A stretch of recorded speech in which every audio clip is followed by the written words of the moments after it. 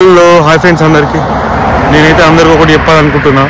ఏంటంటే చాలా పెద్ద పెద్ద ఇన్ఫ్లుయెన్సర్స్ అంటే పెద్ద పెద్ద యాక్టర్స్ ఏంటంటే బెట్టింగ్ వల్ల ఇన్ని లక్షలు సంపాదిస్తారు, మీ లైఫ్ అనేది ఇట్లుంటుంది అని చెప్తారు.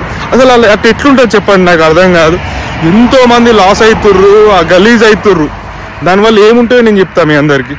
మీరు పక్కా వినండి ప్లీజ్, ఎందుకంటే దానివల్ల చాలా ఎఫెక్ట్స్ ఉంటాయి. ఏంటంటే ఫస్ట్ వచ్చేసి నీకు హెల్త్ ఇష్యూస్ వస్తాయి, అంటే మెంటల్గా అండ్ ఫిజికల్గా నీకు చాలా స్ట్రెస్ అవుతావు, యాంగ్జైటీ ప్రాబ్లమ్స్ చాలా ఉంటాయి. అండ్ నీకు నీ కెరీర్ మీద అస్సలు ఫోకస్ ఉండదు, ఏముండదు. అంటే నీ ఆలోచన మొత్తం ఆ బెట్టింగ్ మీదనే, దాని మీదనే ఆలోచన ఉంటుంది. సో నీ కెరీర్ నీ లైఫ్ గురించి అస్సలు ఆలోచించవు. అండ్ నీకు లేజినెస్ అయితే ఘోరంగా అవుతుంది. అండ్ ఏంటంటే ఫైనాన్షియల్గా నువ్వు చాలా సఫర్ అవుతావు. నువ్వు సఫర్ అయ్యడం ఏందో కానీ మీ ఫ్యామిలీని కూడా సఫర్ అయ్యి. అండ్ లాస్ట్ వచ్చేసి ఏంటంటే మన ప్రజెన్స్ ఆఫ్ మైండ్ అయితే అస్సలు ఉండదు.